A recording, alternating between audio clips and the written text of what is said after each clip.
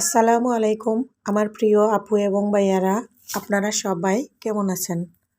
আশা করি কাছে এবং দূরে, দেশ এবং বিদেশে যে যেখান থেকে আমার আজকের ভিডিওটি দেখতেছেন, আল্লাহর রহমতে আপনারা সবাই অনেক ভালো আছেন। আমিও আপনাদের দোয়া এবং ভালোবাসায় আল্লাহ তাআলার অশেষ রহমতে আলহামদুলিল্লাহ আমার পরিবার নিয়ে আমি বেশ ভালো আছি। প্রতিদিনের মতো চলে আসলাম নতুন আরেকটি ব্লগ ভিডিও নিয়ে। আমি হাসনা হেনা। ভিডিওর শুরুতে বলে দিচ্ছি, প্লিজ আপনারা আমার ভিডিওটি না টেনে ফুল ভিডিও দেখবেন, আর ভিডিও দেখে একটা লাইক দিবেন। একটা লাইক দিতে তো আর আপনাদের কোনো কষ্ট হওয়ার কথা না, বা আপনাদের কোনো ক্ষতিও হওয়ার কোনো কথা না।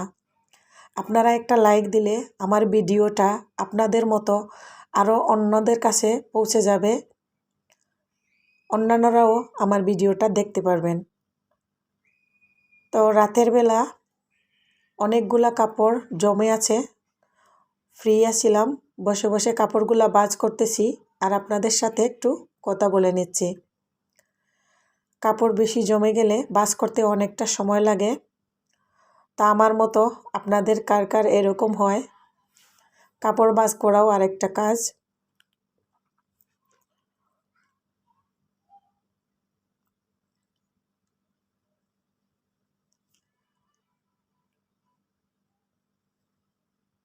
আপনারা যারা আমার ভিডিওটি দেখে সুন্দর সুন্দর কমেন্ট করেন, আমার যে আপু এবং ভাইয়ারা, আপনাদেরকে অসংখ্য ধন্যবাদ।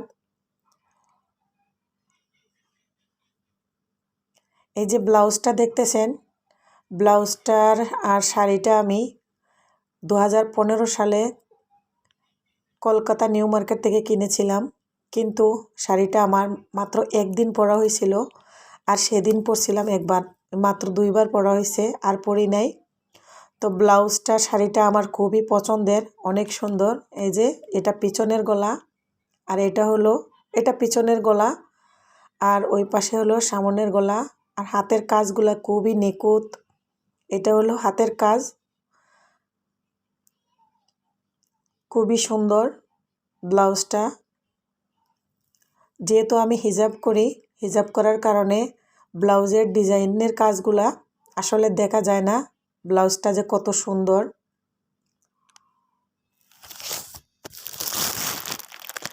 আর যে শাড়িটা দেখতেছেন, শাড়িটার কাজগুলা স্ট্রং বসানো, আর এগুলা হলো সুতার কাজ, খুবই সুন্দর করে কাজ করা। ক্যামেরাতে এত সুন্দর দেখা যাচ্ছে না, বাট সরাসরি সামনাসামনি খুবই সুন্দর শাড়িটা।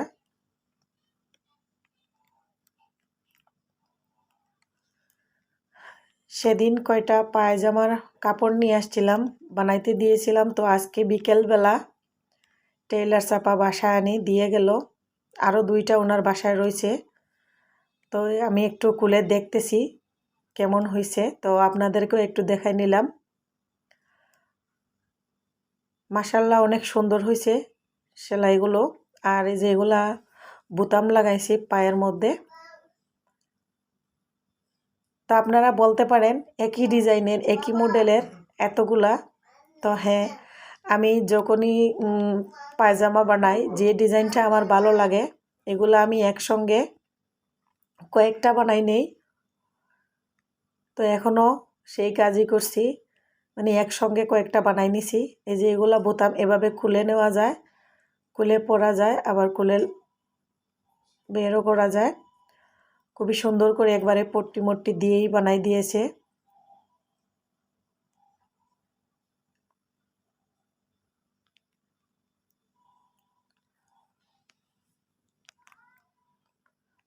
পায়জামা যে নাই তা না, পুরনো হয়ে গেছে, তাই একসঙ্গে আরও কয়টা বানাই নিলাম। আমার ছেলের ভিতরে কত ডিস্টার্ব করতেছে, ওরে নিয়ে মনে করেন সব কাজ করতে হয়।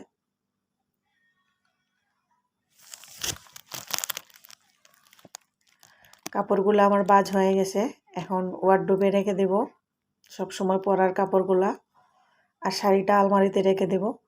আর ওয়ার্ডরোবের যে অবস্থা করছে আমার ছেলে, ওয়ার্ডরোবের পাল্লার যে দরজা, এটা নিয়ে খেলতে খেলতে খুলে ফেলছে।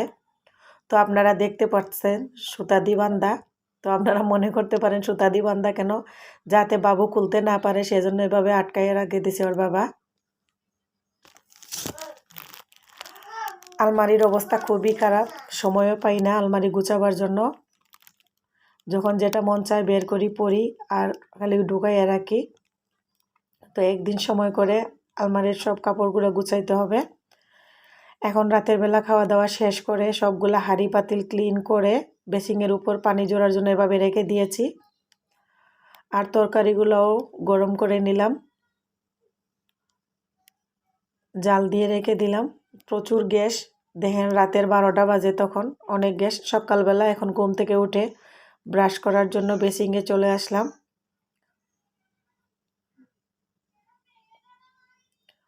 তো এখানে আমি ব্রাশ করতেছি আর আমার পিছনের দিকে লাইট, তাই অন্ধকার লাগতেছে। লাইটটা সামনের দিকে না দিয়ে পিছনের দিকে দিয়ে দিছে বেসিংয়ের।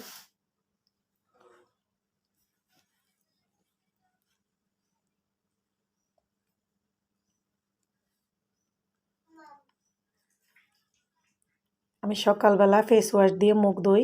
আর যে ফেস ওয়াশটা ইউজ করি, একজন আপু আমাকে কমেন্ট করছিলেন যে কী ফেস ওয়াশ দিয়ে আমি ইউজ করি। তা আমি যে ফেস ওয়াশ ইউজ করি এটা হলো ওয়াইসি লেমন ফেস ওয়াশ।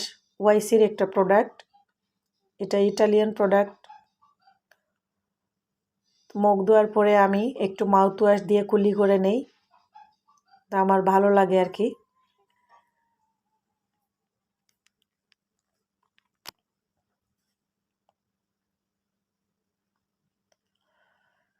মুখ ধুয়ে এসে নাস্তা পানি করে এখন ও যে উপরের লাগেজগুলা অনেক ধুলাবালু লেগে গেছে, তো একটা ট্রলি আমি উপরে উঠাবো।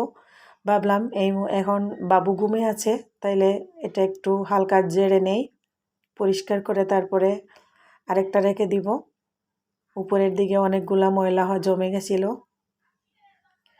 আর যে রশিটা দেখতেছেন এটা টানাই নিয়েছি ঘরের চতুর্পাশে, কারণ বৃষ্টির দিনে কাপড় নাড়তে হয়, যেহেতু বাচ্চা আছে অনেকগুলা কাপড় জমে যায়, বাচ্চা ছোটো ছোটো খেতা ছোটো কাপড় সবগুলা ঘরের ভিতরে নাইরা দিলে ফ্যানের বাতাসে শুকিয়ে যায়, তাই এই রশিটা টানাই নিয়েছি।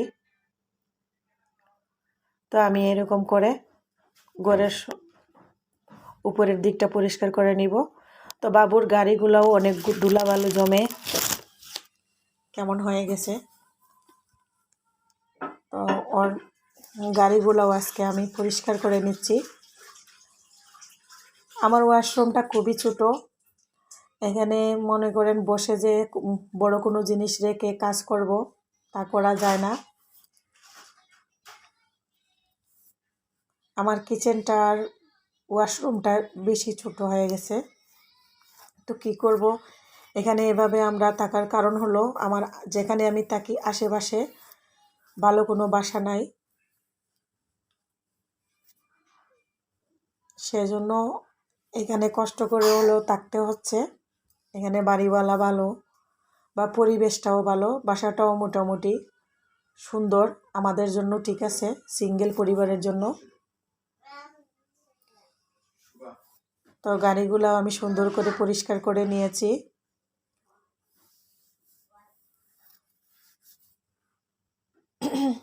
আপনাদের কাছে আমি একটা অনুরোধ করে নিচ্ছি, যারা আমার নতুন নতুন আপু এবং ভাইয়ার আমার ভিডিও দেখতেছেন, প্লিজ আমার ভিডিওটি দেখে যদি একটু ভালো লেগে থাকে তাহলে একটা সাবস্ক্রাইব করে দিবেন। আর সাবস্ক্রাইব করার পর পাশে থাকা বেল আইকনে ক্লিক করে দিবেন, তাহলে আমি ভিডিও ছাড়ার সাথে সাথে নোটিফিকেশন চলে যাবে, আপনারা আমার ভিডিওগুলি দেখতে পারবেন। ঘরটাও পরিষ্কার করে নিচ্ছি। আজকে আর আমি কোনো রেসিপি শেয়ার করতেছি না,